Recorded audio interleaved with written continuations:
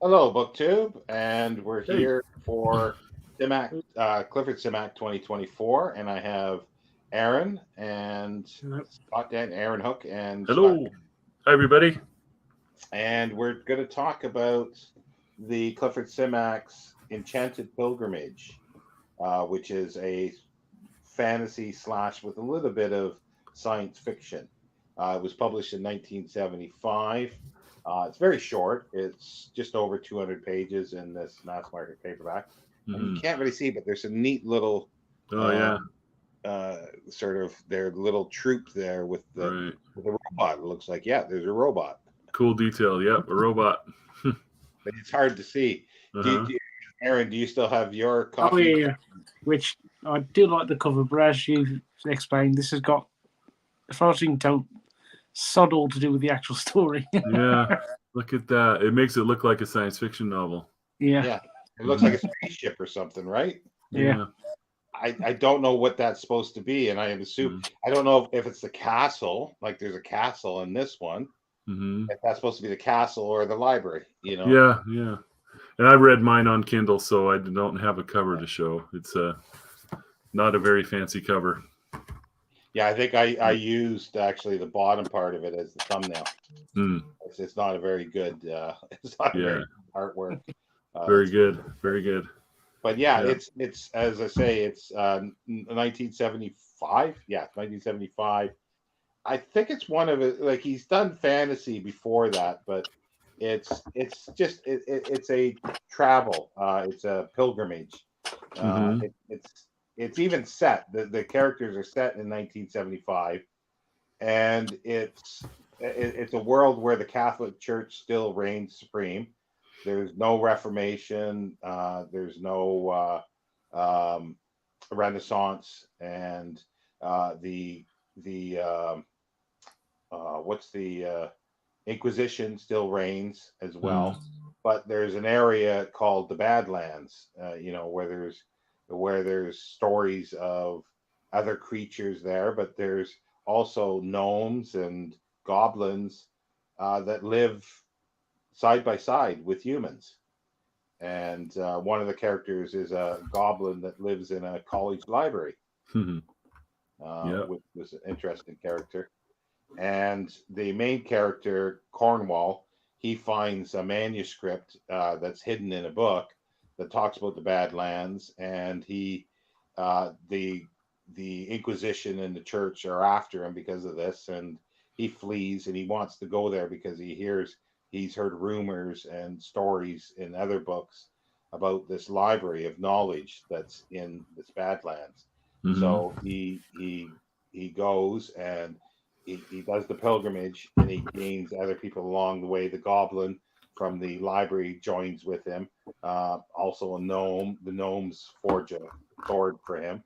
So it's your classic sort of sort of setup for that, and then other characters join him as well as they get in there. A woman who's actually the daughter of what we find out is alternate realities. This is Simak again doing alternate realities.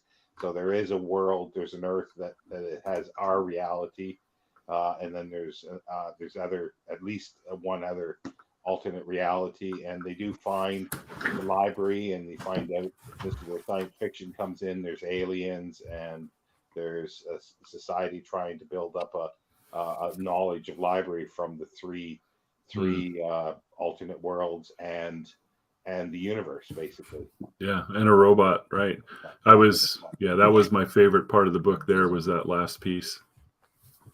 Yeah. Yeah. And yeah, so it's not one of his great ones by any shakes. Mm-hmm. It's just I find it fun because it was a fun read, but we do see the other themes with it, and he comes back to knowledge too, because he comes back in other stories as well with libraries and stuff like that. That is a Mm-hmm. theme for him as well. Yeah, and I really like those themes too. I like Simak quite a bit. Yeah, But yeah, I marked a place where he may use the word huddled, yeah, and there was also agoraphobia mentioned. Um, so that reminded me of the last one we read, yeah. City, right?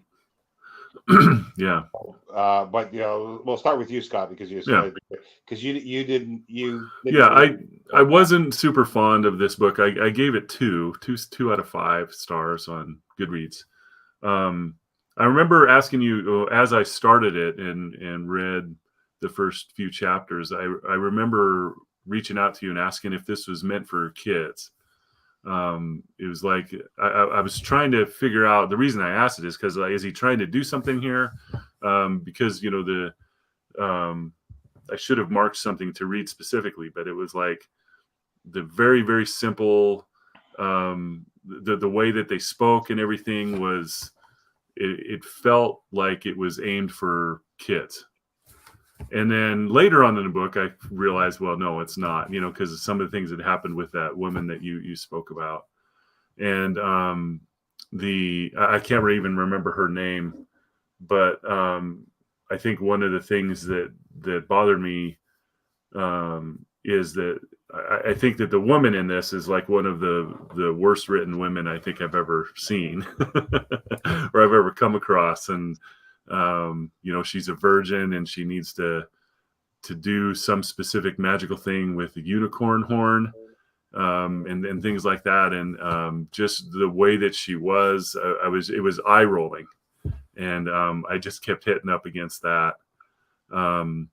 But then when I hit, like I said, the last third of the book, I found very interesting. I love this idea that there was this place where it's like 3 worlds are colliding and coexisting, and they're figuring each other out. And again, this idea that maybe a philosophy will come forth from those 3 together was some of the talk that they had at the end. And that to me is Simak. And I said, oh, there he is right there. Yeah, you know what I mean? Yeah, it was all the lead up to that. And sure. And yeah, I agree. Like I say, it's not some of his best characterization and everything too. But I just take it as a fun story, like a fun journey story. And then you get the punch sort of at the end, not the punch so much, but his philosophy. Yeah, this coalescing. And yeah, it was this journey, this quest, kind of a fellowship, if you will, that was gathered as they went. That was interesting. And the church stuff was interesting to me. I mean, they even met, it was like a bishop or something, I can't remember, where the bishop ended up helping them out. But at first he was very suspicious. And the idea of this document that everybody's chasing after this guy for, very interesting elements for sure. Well, it's pretty hideous of what they do to the guy that's the Inquisition. Yeah. Hellhounds and everything do. And it's like, but then he winds up with a witch. So it's like, oh. Yeah. And this is a kitchen sink kind of thing too. I mean, there's ogres and there's gnomes and there's robots, it was very interesting, him pulling all that stuff together, and aliens, like you said. It'd be interesting to read. It's a long time since I read he said a fellowship, because there is a book called Fellowship of the Talisman. Yeah, I've seen that. I have not read it. Mm-hmm. Yeah, and again, it's a quest, and they're going through, I think, some Badlands too. And it'd be interesting to read this now with this one in mind and see how much he sort of pulled from each of them. Yeah, where in his career was this novel? I looked it up, but I forgot. Well, 1975. So he started writing in 31. Okay. So and City was I'm trying to remember, 30s, 40s? 40s and early 1952. Yeah. And where was Way Station in this? Way Station is 60s. Okay. Yeah. Yeah, very interesting. Yeah. This, actually. So we're behind. Right. Right. So this is later in his career. Yeah, I think he was, for some reason he fiddled with fantasy and trying to combine some science fiction with fantasy. A really good one. It's funny. It's not great too, but it's funny. Is the Goblin Reservation, where it's which we're going to read, right? Yeah, I think it's on the list somewhere. It may have been one of your auxiliaries, but I remember it coming up. Sorry to distract you. Yeah. But yeah, it's basically, it's the Earth is a university. So again, education, and then all the goblins and everything have come out of hiding, and they're on reservations. So Yeah. yeah, Okay. goblin. Out of hiding and on the reservations. Interesting. Yeah. What did you think, Aaron, when you read it? Oh, I really enjoyed it. I like the sort of travelogue sort of quest element to it. What Scott was saying about the language dialogue, I did find it initially a bit jarring, but then I sort of gradually got into it, and I really enjoyed it. One thing I will say is that because of the nature of the book being a sort of quest, you get Simak's strength when it comes to description of landscapes. He does that really well. Really, really enjoyable. Yeah. You mentioned Fellowship. When I was reading it, it did remind me of The Hobbit as well. Did have that what you mentioned, Scott? That sort of younger audience feel to it as well. Okay. Yeah. Yeah, I don't, like I say, I don't think it was written with that in mind, but it definitely does have that feel. That's the thing, and like, well, The Hobbit was written, like, I think, for like 5 to 10 year olds or something like that as well. So Yeah. Yeah. I did. I was reminded of Hodgson, William Hope Hodgson. oh The yeah, Nightland. It felt like maybe influences some, which is a very nice book. I like that one. yeah, like like I say, it's nothing special, it's nothing groundbreaking, but it's just that, like, most people know that I'm not a huge fan of fantasy, but Mhm. I will read it when it's an author I like, and like this, and I like the way he almost seamlessly puts in, like, it does, it's not jarring to have the science fiction in there. It's just organic. It just seems to grow from it. And other times I see some that people write in the science fiction in with fantasy, and it just doesn't quite work. It's like a square peg in a round hole. Yeah. One of the first Gene Wolfe stories I ever read was one of his very first stories, and I wish I could remember the title, but it was science fiction and fantasy at the same time. It was like something along the order where this spaceship was visiting a world that was a fantasy world, and it kept flitting in between the two groups. And when you were in one side, you were reading a science fiction story, and when you were in the other side, you were reading fantasy. And it was really amazing how he pulled that off. I wonder if I could find the name of that story. But it was one of his early ones. You could tell he was playing with stuff from the very beginning. Yeah. Yeah, it's just like a lot of some authors have tried it, and like I say, I haven't read enough to know who have succeeded with it. But Mm-hmm. also too, well, we read the Jack Vance Dying Earth the last month, I guess it was, or Yeah. whatever it was. Yeah, and Right. sort of, it's more fantasy to me, but there is a science fictional element there too. And then Brandy and I are going to be reading Gene Wolfe's Book of the New Sun. Oh, are Starting you? Okay. starting this Yeah, week. I read that fairly recently with David Wiley. Yeah, I'm looking forward. I've read the first two books, so I'm curious to see how he'll handle it all the way through. And I Yeah. remember liking it. I remember liking it more than the Jack Vance Dying Earth tales. I was surprised to say that I think I was a little opposite. And I haven't read past the Dying Earth in the Dying Earth series. I only read the first one, and I liked it quite a bit. So I have more to read there. But I don't know. Rereading Gene Wolfe, like the Book of the New Sun, to me was like I describe it like looking at a Rubik's cube. It's like, this is very interesting. It's interesting what he did there. But there's no emotional investment or anything. It's just like looking at a puzzle and just admiring what he's doing, and knowing that you're not getting it all. At least that's how I felt. But that's how I felt about his fiction. It was a little bit of a detachment, but a curiosity, right? Yeah.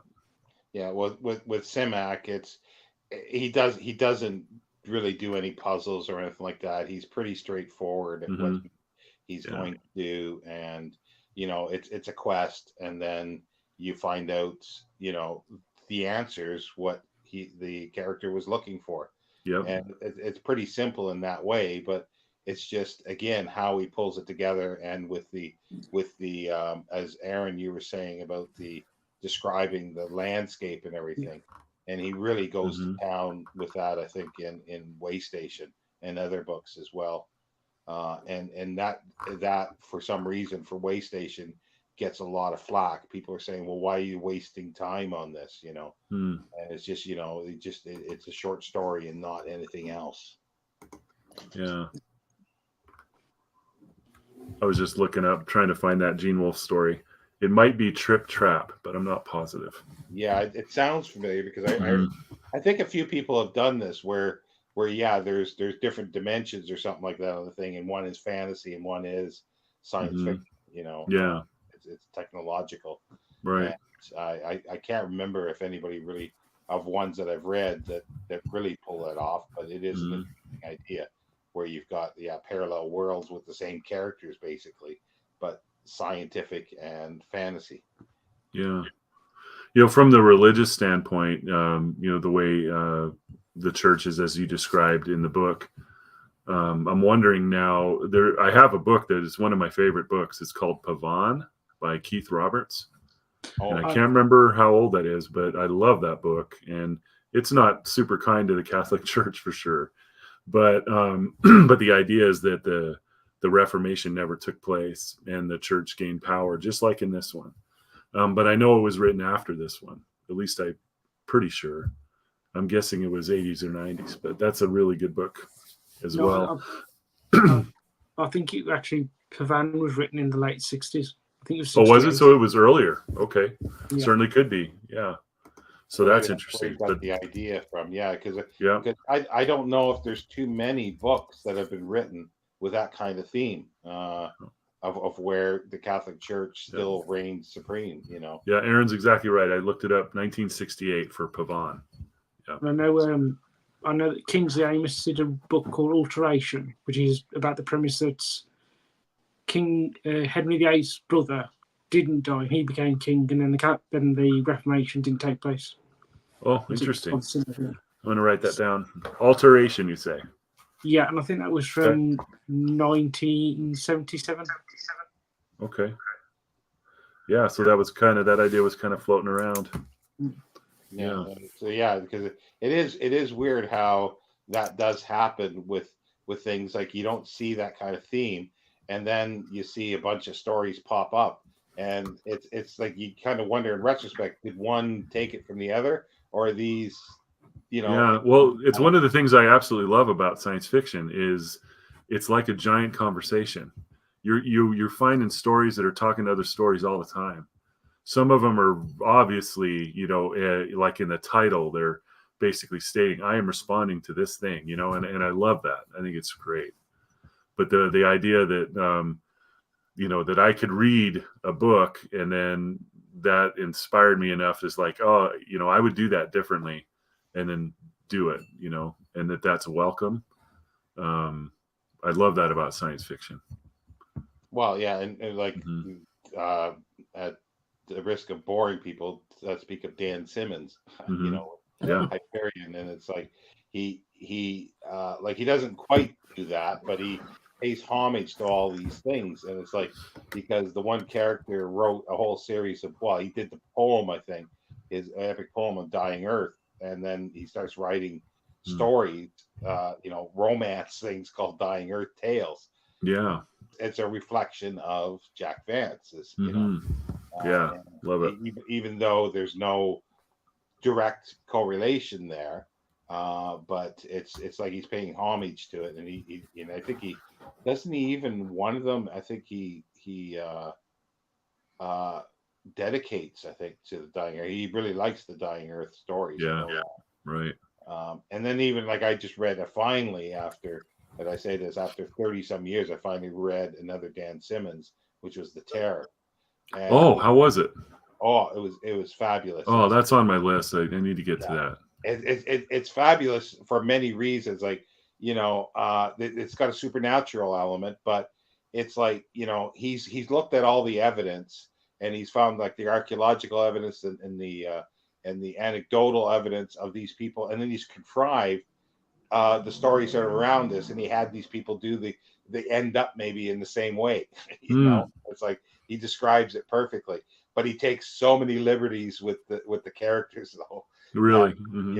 If Aaron thinks, and his part family think that what is it, Henry Hook? Is it Henry Hook? Yeah.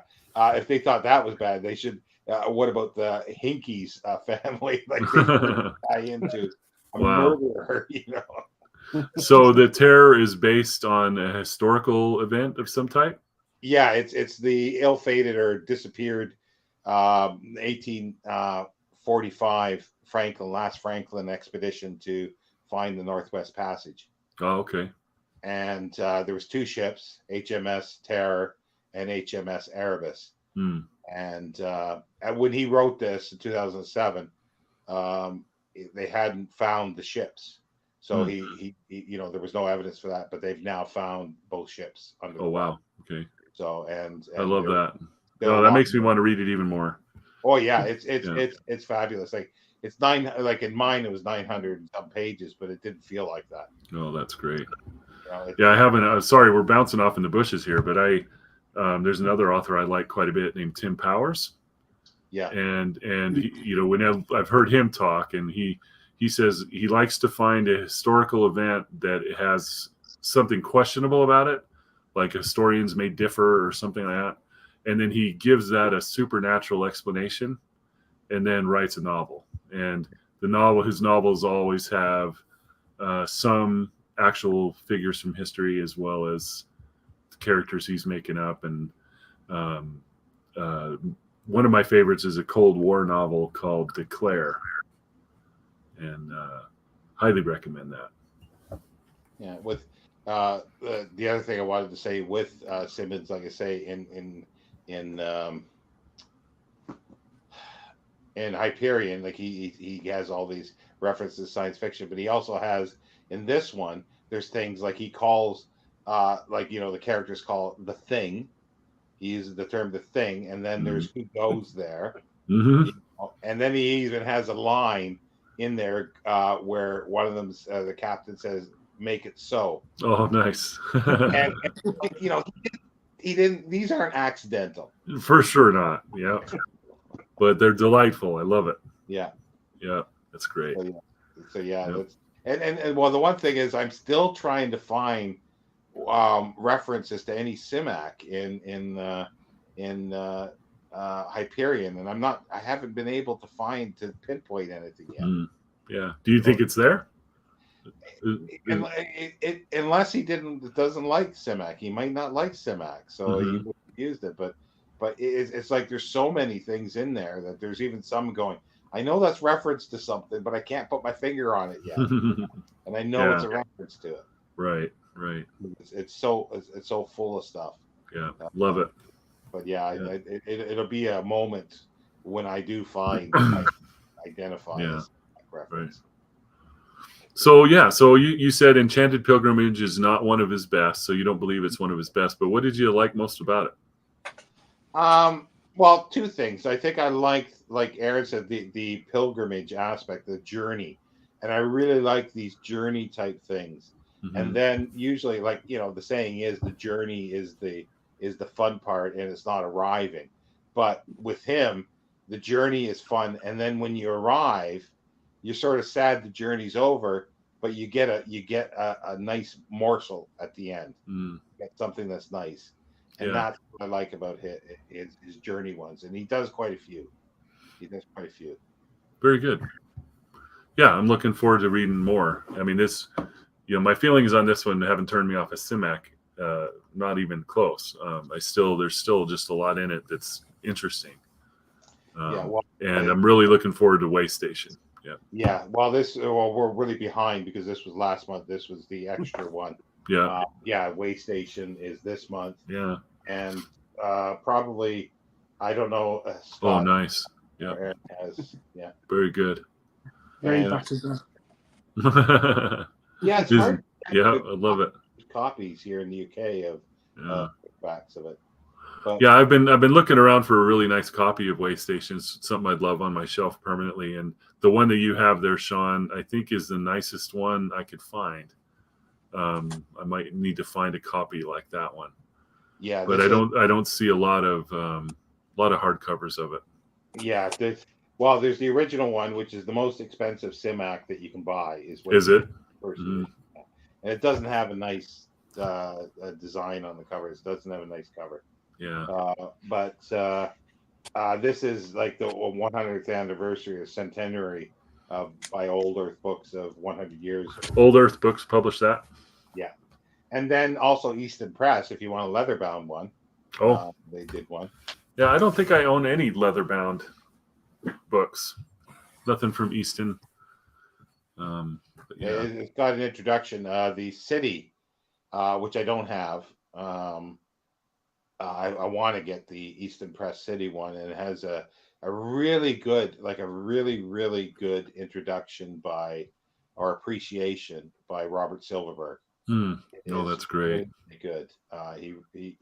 He really understands a Simak, I think, and it was Very good. And that's in which version again? Sorry.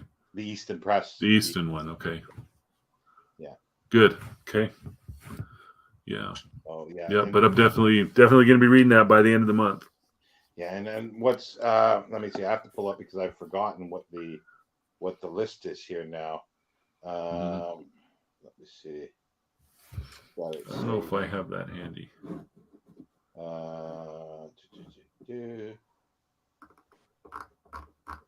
Okay, yeah, we got.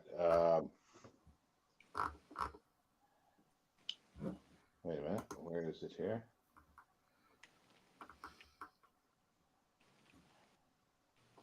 Okay, yeah, April is Enchanted. Waystation May. Choice of Gods is June.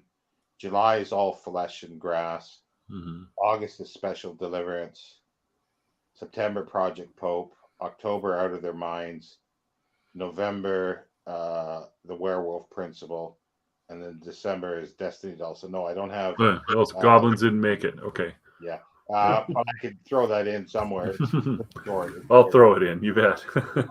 It's a very short book too, but it's Mhm. fun. Like I say, it's just there's a lot of humor in it because you've got a ghost there that is scared of his own shadow. If a ghost can have a shadow, doesn't know who he's the ghost of. Yeah. And then you've got a Neanderthal that they brought back or brought ahead in time, and he's got like 5 PhDs already. Nice. Oh, I love it. That's great. That's great. Yeah. So, yeah. and then at some point, yeah, we'll do at the end of the month. Hopefully, we can get it in this month to do Waystation. I won't be reading it probably for another week or two. Okay. Yeah, I'll be right with you then. Yeah, another week or so for me. But yeah, flipping through, I just highlighted some things on Kindle in Enchanted Pilgrimage. He mentions the Misty Mountains as well. Yeah. He says, once the Misty Mountains had been reached, the old ones could not be far. And it just feels like it's just drawing from everything that we know from other things. I mean, both Misty Mountains and old ones, right? Yeah. I do wonder if Lovecraft wasn't. We were referencing Lovecraft with old ones and also the Star Beast. Very Lovecraftian. Yeah, absolutely. Yeah, absolutely. I'm sure he did because I'm sure he read all this stuff, and again, like he has no problem with homage to others as well, like Simmons, Yeah. Some might be a little more subtle for Simak, but right. It's all imbued in there. It's like his very first published story was a time travel story going to the end of the world or the end of Earth's time. And that's basically H.G. Wells' Time Machine. Yeah. Yeah. Paul Anderson did a really good one of those. It's a pretty thin novel. I'm not going to remember the title, but I liked it quite a bit. There was a Generation Starship. Oh yeah. kind of lost. It started to go so fast that they couldn't slow it down because of something that went wrong, and they went to the end of the universe and wrapped around. Tau Ceti? Is that Tau Ceti? Yes, that's it. Tau Ceti, Thank yeah. you. Yep, absolutely. Yeah, so here I have so Jones. I have my belly full of magic. I'm going back where they have antibiotics. Yeah. Yeah, in this 3 worlds in one, right? This collision. Well, he's got a dirt bike. He's got a motorbike there. Yeah. You know, it's Yeah. like, and they think it's sort of what do they think it is? Like it's I forget what the inhabitants they refer to it as, and I can't remember now, but something. Yeah. That's good stuff. Good stuff. But yeah. Yeah, there is a lot to like I said, in that last third I was in there in the last third for sure. Yeah, that's why I said, stick it out, because I think that you'll like where it goes. But yeah, it's he's, I don't know if he's an acquired taste, but it's like once you read like a few of them, you get sort of his style, or you think you do, because they keep calling him pastoral. But he's done some really sort of, he's done cosmic horror as well. He's done all sorts of stuff, just to say that he's wow. a pastoral writer. What has he done that you call cosmic horror? Well, some short stories. Okay. Yeah. Oh, I can't think of the name of it now. There's one where they meet a being that is sort of like, it's cosmic horror type. I can't remember the name off the top of my head, but he's done other things like that, or other horror stories. Like there's sort of a Night of the Puddlier, I think it's called, or there's a couple other names where there's a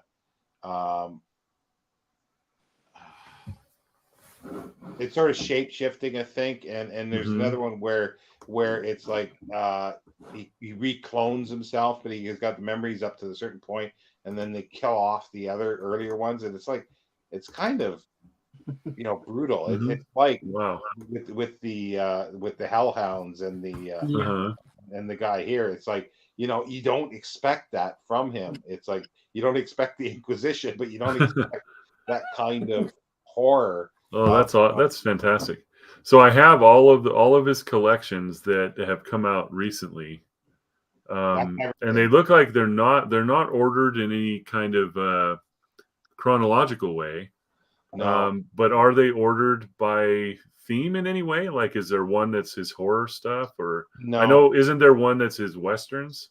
Not one as westerns. There's one western, one western in each volume. So there's 14 westerns. Oh, okay. So he didn't even do it that way. It was just kind of like random collections, I guess. His idea was to put some popular ones or well-known ones with less known ones, rather than chronological or thematic, which bugs me. I prefer to have it chronological. Yeah. It just works. That works better for me. Yeah, I like, like the collected stories of Arthur C. Clarke, that big old book. Yeah, and that's chronological, if I remember right. Yeah, and he's another author I like a lot. I've been appreciating him more and more as I get older. I'm not sure why, but when I read his stuff, his short stories, I'm just like, oh, that's great. Yeah, just love it. The short stories. That's the one thing I've always had a problem, and I'm beginning to have more of a problem with his novels a little bit. Great idea, but sometimes the characterization is a bit wonky. But then I don't feel that in the short stories. Interesting. Yeah. Yeah. I love his novels too. I like the ideas. I like the ideas, but there's just something that just doesn't mesh with me, with the characters and that. But it's not enough to say I don't want to read him. Yeah. It's just sort of, it's a niggling little thing where, I wish it wasn't there, because then I would like him that much more. Yeah. So here's a question for both of you, kind of out of left field. They used to call the big three Asimov, Heinlein, and Clarke, right? Which of those three is your favorite? I would start with Aaron. Yeah. I've got to say, my knowledge of science fiction is very limited, so I've really not read any of those three. Well, I've read a bit of Heinlein because I read some of Starship Troopers, Mm-hmm. but that's frankly, that's as much as I've read when it comes to that. Very good, very good. How about you, Sean? Asimov. Asimov. Yeah. Mm-hmm. And then it would be Clark. And then, see, again, Heinlein, I have a problem with his novels. I just don't think he knew how to write a full novel. He just fluffed out some short stories. And they don't work as well as his short stories. Right. So I'm Clark Asimov Heinlein. And Heinlein, there's like 3 periods of his life, right? Or 3 periods of his writing life. And it's the first period that I like a lot. Which I would say culminates with The Moon is a Harsh Mistress. And I think that might be the end of that. And then he changes again. Yeah, that's like somebody I want to reread Moon is a Harsh Mistress. Yeah, that's a good one. Somebody said that they were going to do it, and I said I was going to join, but I can't remember who it was. Yeah, watching at some point and remember. Right. Let me know, because I want to reread that, because that's my favorite book of his. But then again, I don't think I've read everything of his. Yeah, and I haven't anywhere near.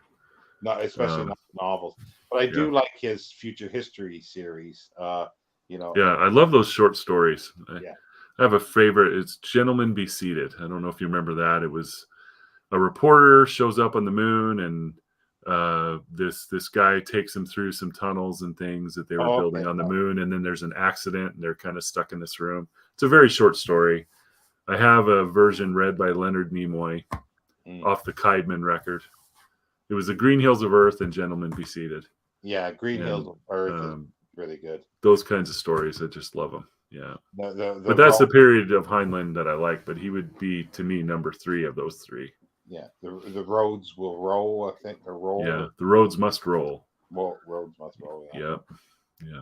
Yeah, that's one of his earlier ones. But those I really liked. It's like Somebody Else, which I'll show you if I can reach ahead of me here. That I'm going to do something, and this is sort of a sneak peek of something, and I'm not going to say much more than this. Oh, look at that. L. Ron Hubbard. Wow. It's a biggie. Yeah. Look at that. You have big plans. There's a few things, and Somebody Else. So we're gonna try to do something. Very fun. Cool. That's great. Yeah, L. Ron Hubbard. I'm actually reading right now Writers of the Future number 40. Okay. Which is tied to L. Ron Hubbard. Yeah. I've read a couple of those collections in the past, and they've been really, really good. So, yeah, these are just brand new writers that have won a contest to be in this book. Yeah, I didn't realize they were up to number 40 already. Yeah, I think it's 40. Yeah. Yeah, no, he's let's just say he's interesting. Very interesting. Yeah, that's for sure. Yeah. I like, Harley Ellison used to talk about him. Yeah. He said Harley Ellison said he was in the room when he came up with the idea for the religion because it would make a lot of money. Yeah. So this writing gig is not happening. It's not making me rich. Like basically, I think, it's the thing. I don't know how true this is because you never know the truth really from him. But anyway, he would write 75 to 100,000 words a month. Wow. In the early days, and everything would be published. It's first draft published. But I do know that he had so many pseudonyms that there's a few magazines out there that have like 4 stories of his in there under different names. Wow. Holy cow. It's almost it's almost like Steven Spiel. Not Steven Spiel. Oh, Jesus. Silverberg, Robert Silverberg, and Garrett, and Garrett. What's his name? Wow. Garrett. I can't think of Uh, his name, but anyway, like they were living in the same apartment block, and then Harlan Ellison comes in later, so yeah. dynamic. But they would write so much stuff, not to Harlan Ellison, but these two would write so much that they were shopping it around. Like one would stay up all night and write, like they would write it together, and they again would be sending the stuff off daily Mm. to magazines, and they'd have to have all these pseudonyms because they'd have the same story, like, the Oh my gosh. same writers. That's You know? great. I love those stories. Yeah. Silverberg is very interesting to me too. I like him quite a bit. But I haven't read near all of his, but I've got part of his, like he put out, like, actually Subterranean Press did the hardcovers, and then I think the yeah. paperbacks as well, of sort of chronological, like his story. But, I like, have as he can't remember if it's everything. He's Uh-huh. not sure if it's everything. I have one Subterranean Press volume called Phases of the Moon, which is a collection from Robert Silverberg, and it is in chronological order. Okay. And there's 5 decades of stories in it, Yeah. but it's nowhere near comprehensive. It's got most of his popular stuff in there. Yeah, I've got 4 volumes, first 4 volumes that are, I think, start out the earliest and go through, and then there's supplementary ones. So there's probably like 14 or 15 volumes of this. Wow, that's great. And yeah, talking about chronological, is Hefner Press really does some nice stuff, and I've got the first 4 volumes of Jack Williamson, and I think there's like 10 volumes in total. I'd like to get the rest, but they're just stupidly expensive. Yeah, very.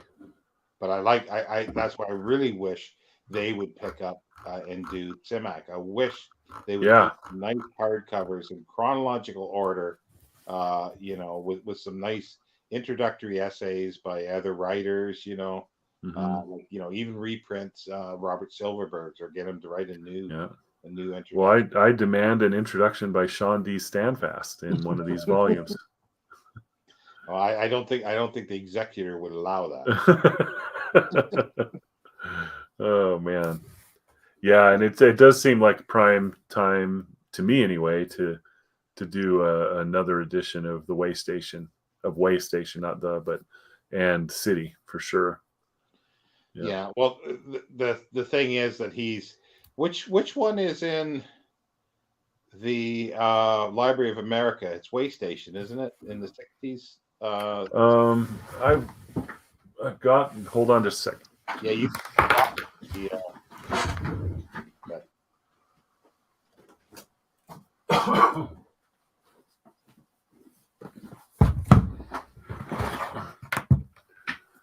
Yeah, it's Way Station. Yeah.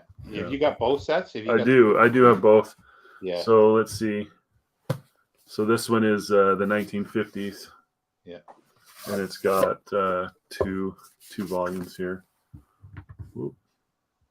These are edited by Gary K. Wolfe, I believe. Yeah. Yeah, it actually says that on there. Yeah. It doesn't have City in, though, the 50s one, does it? Or do they Let's see. Looking on the edge, we got Double Star, The Star's My Destination, A Case of Conscience, Who, and The Big Time. And then the other one, there's The Space Merchants, More Than Human, The Long Tomorrow, and The Shrinking Man. Okay. Super good stuff. And then this is the 60s one. Yeah, I want to get the 50s one. Yeah, you bought me that. Yeah, you bet. And then nice covers here. And this one's got Past Master by R.A. Lafferty, Picnic on Paradise by Joanna Russ, Nova by Delaney, and Amphirio by Jack Vance. And then this one, let's see, there's not much detail we can see through the camera on that. It's so dark. And this one has The High Crusade, a book I love, by Poul Anderson. I love that book. Way Station, Flowers for Algernon, and Call Me Conrad by Zelazny. So it's High Crusade is really good. Mark at Book Time with Elvis. I don't know if he's watching. I'm getting no comments here at all. Like he was asking for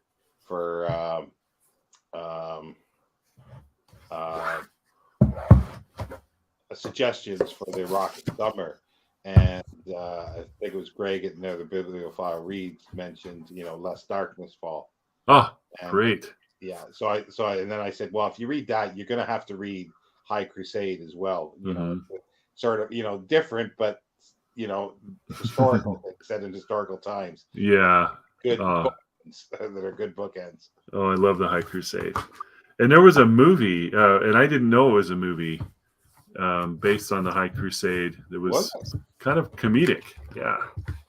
Well, it is situational comedy. There's situational comedy in the book, So was it a movie? Yeah. I mean, I'm trying to remember. Yeah. From 1994. It's a sci-fi comedy, The High Crusade. Yep. Good stuff. It does have that comedy element in it because it's like, it just by happenstance and situational, I think. Yeah, right. But it's not laugh out loud laughs. That's the thing. Yeah. It's not, have you ever heard of the High Crusade, Aaron?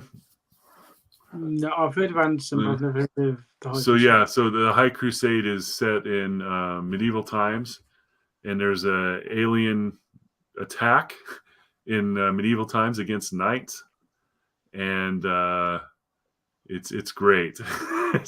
it's really great because the aliens with their advanced technology end up losing this initial battle, and because the horde, it's just a horde of knights. They just run. Once they get on the ship, it's over. But they managed to get on the ship with some losses, and it's just such a great idea. And now they have a spaceship. Yep. You can go over to France and help with the war in France. Yeah. Oh, it's such a good idea. I love it. Yeah. I love that kind of stuff. There was a story by Harry Turtledove. I wish I could remember the name of it. Not a novel, but a short story where space travel, it turns out, is something that we just missed. It turns out to be actually very easy. And but somehow we've missed it. So a medieval level society shows up on Earth to invade the Earth in their spaceship. But they're only a medieval level society, and humankind has no problem winning that thing. But it's great. It's another super good idea. That somehow we just missed something fundamental, and we can. And the ship was practically made out of wood that they were traveling in. So, but like dimensional travel or something is what they were doing. Harry Turtledove is pretty good. Like he's really good for sort of alternate histories. Yeah. Subterranean has a nice volume out by him that I'd like to get. It's just called The Best of Harry Turtledove. Oh, okay, but it's not comprehensive again, but really cool cover. Yeah. And another one that reminds me of is Bring the Jubilee. More. Yeah, Ward Moore. Hello, Alex Day. Yeah.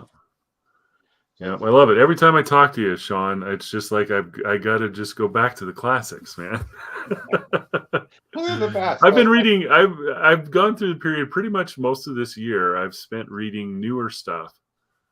And it just makes me appreciate the older stuff way more, because, there's just something that doesn't connect with me with the modern stuff. Yeah, and it's all BS, as you know. So That's right, before Sean. I love it. That is great. Yeah.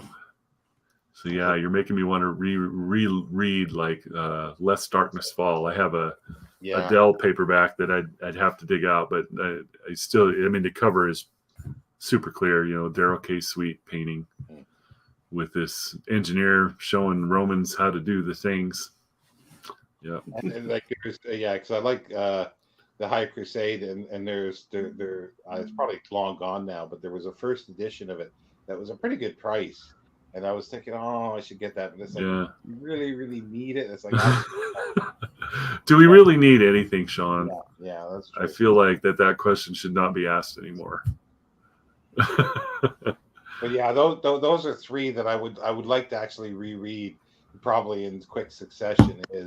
Is Lest Darkness Fall, A High Crusade, and Bring Jubilee. Oh, I'm so very in. If you decide to do that, I would love to join you. Like, they're diverse, they're different, but somehow they work together. Right. I would love that. That would be such a fun talk. Yeah, we ought to do it. Yeah, well, I don't know what all your reading commitments are outside of Simak, but I think you've got other things going on. Yeah, well, but if you decide, let me know.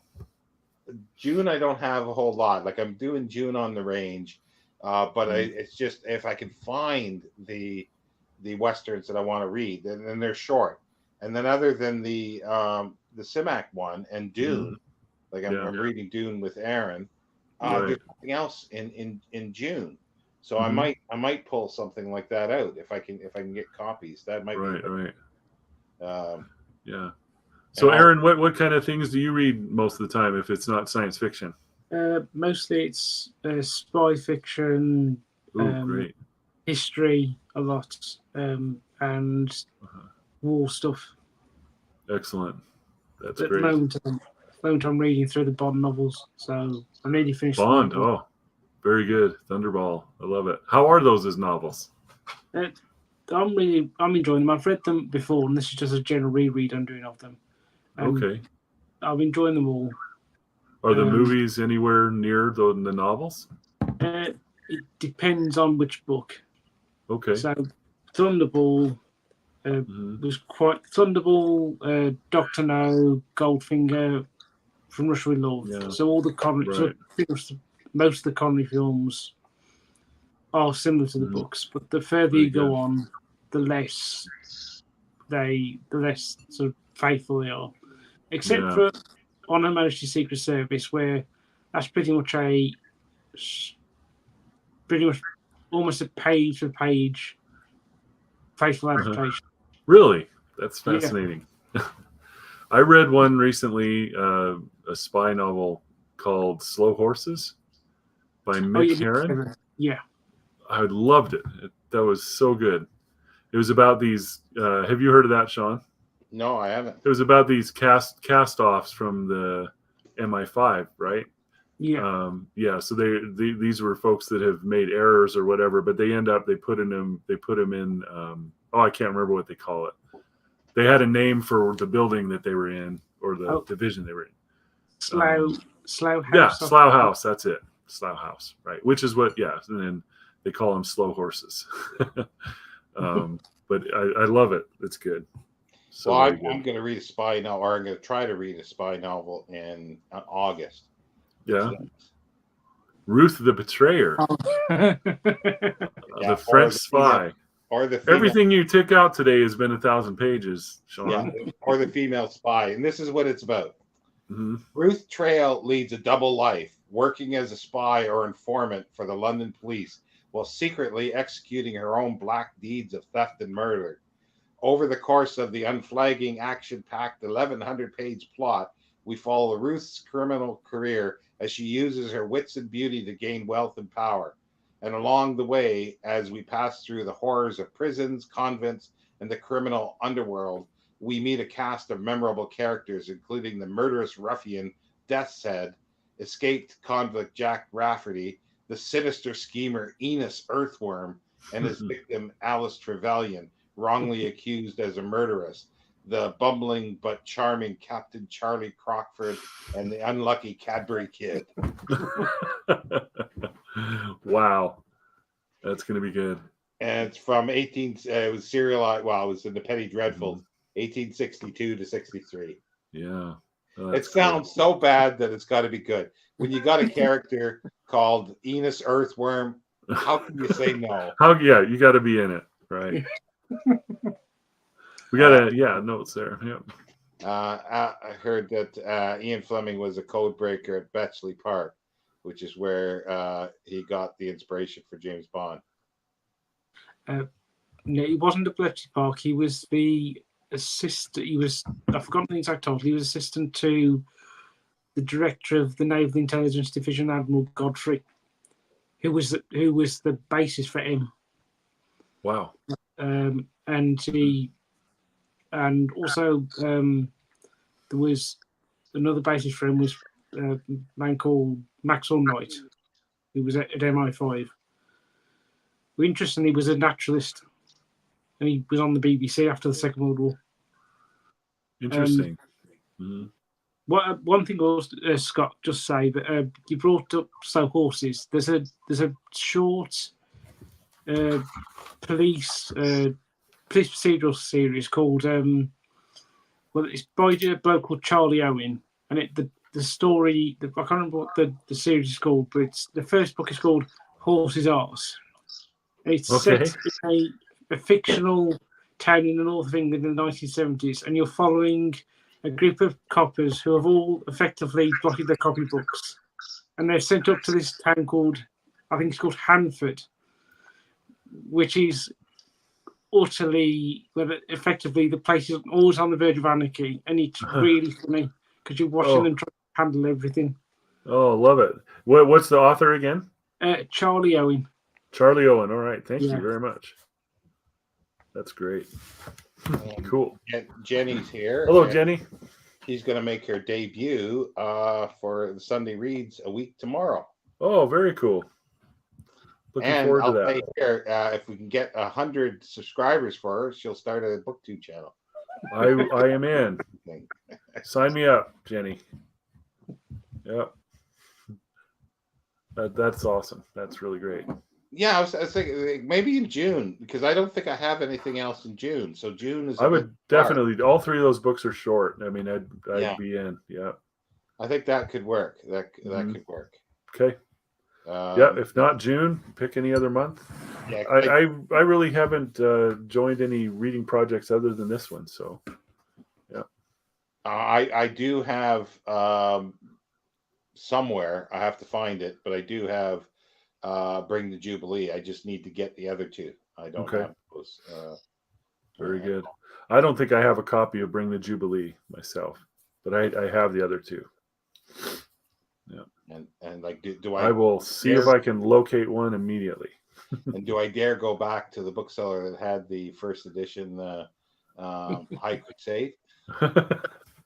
Tell him you must have it. Love it. It wasn't expensive. I'm not going to say how much it was because somebody else will start searching for it. But it was, it was very cheap and it was in pretty good shape. Yeah. You know, Poul Anderson was, I would just say, a late discovery for me. You know, I didn't read him when I was younger. I'm not sure why, but over about the last 5 or 6 years, I've read several, and every one of them I've liked. Yeah, he's sort of, sometimes he's hit or miss, but it's sort of like there's Poul Anderson and there's Anthony Pohl, and I have more problem with Anthony Pohl, not Anthony Pohl, isn't it? No, wait a minute, Frederick Pohl. Frederick Pohl. Oh, yeah. You didn't like Gateway? No, I liked it. Okay. There's aspects that I like. I like it, but there's always something in his novels or that I don't like.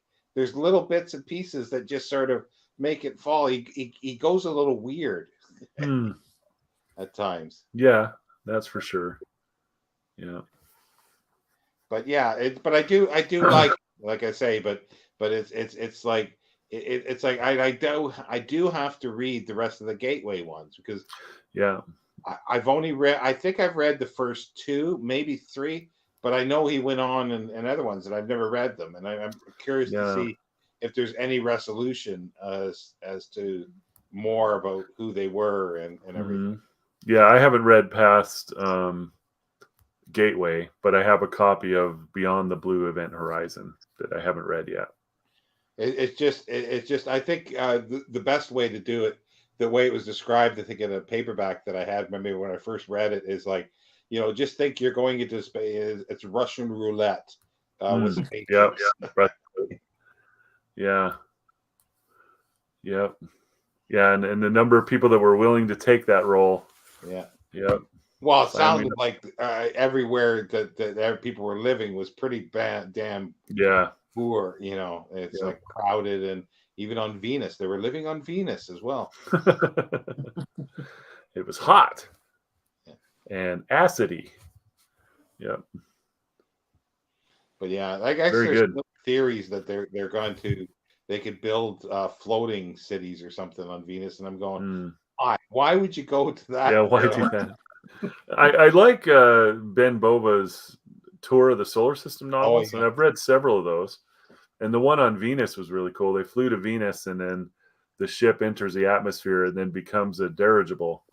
It was designed to do that, so it unfolded balloons. So they never actually got on the surface; they kind of floated around. Cool Yeah. idea. Cool idea. Yeah, his tour of the solar system, I think it's like 30 books, I think, by the time he was done. Like he expanded it so much that I'd love to read them all. I'd love to Yeah. read them all, but I want to concentrate on a couple things. Like there's a few reading projects that I was going to do. I wanted to read sort of stuff about Mars and sort of read some old stuff and just be selective because you can't read everything. Yeah. But throughout time, and then sort of ending with basically Kim Stanley Kim Robinson. Stanley Robinson, yeah. And Uh, I've read Red Mars, but I never read past that either. Got two other novels in that series, and Red Mars is great. And there's a collection of short stories, I think, too, or some. Yeah, The Martians. Yep. Yeah, and then like for Venus, I wanted to do Venus, and then it's almost end with Pamela Sargent's. You got to Venus. get Edgar Rice Burroughs in both of those camps. Exactly. Yep. Little Bradbury. I don't know if Bradbury did anything on Venus, but definitely Mars. Mars, yeah. That's the thing, and you could just pick and choose some things, and there's two books that are really cool that Gardner Dozois edited, and it's called Old Mars and Old Venus. And even though and there's people writing contemporary stories, but as if we don't know what they really were like. Mm-hmm. So there's still jungle on Venus, and dinosaurs potentially. Yeah. And there's life on Mars, and they're kind of neat books. Absolutely. So much to read, Sean. Yeah, and then they're neat reading projects. That's the thing. And then I definitely, Aaron, I'm definitely interested in spy stuff and in history stuff too. I'd love to read more of those Mick Herons. I've never tried Ian Fleming. I'd love to do that. And I've read just one Le Carré. Is that how you say his name? John Le Carré novel. Yeah. The first Smiley book. I like those. Like to continue there too. The Call for the Dead. Yeah, that's what it was, right? Yep, Call for the Dead. And have you ever read anything by Jeff Shara? He's the son of Michael Shara, who wrote The Killer Angels.